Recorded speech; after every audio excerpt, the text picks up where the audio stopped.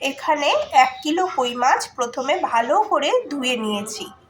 প্রথমে দিচ্ছি নুন, তারপরে হলুদ, এরপরে একই সাথে ভালো মতো সর্ষের তেল দিয়ে মাছগুলোকে ম্যারিনেট করে রাখবো।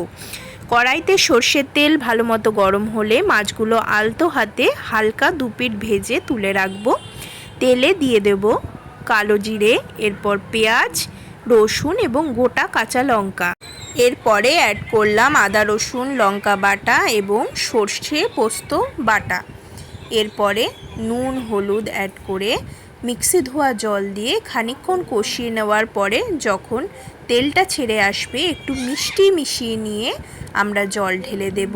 তারপরে মাছগুলোকে দিয়ে নাড়াচাড়া করে 5 থেকে 10 মিনিট ফুটে আসলে কাঁচা সর্ষের তেল এবং লাস্টে ধনে পাতা অ্যাড করে নিলেই কিন্তু কই তেল একদম রেডি।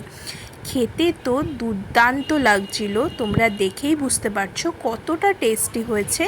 আর আমি আজকে আমার পুরো লাঞ্চটা সারলাম এই কই তেল দিয়ে, অপূর্ব।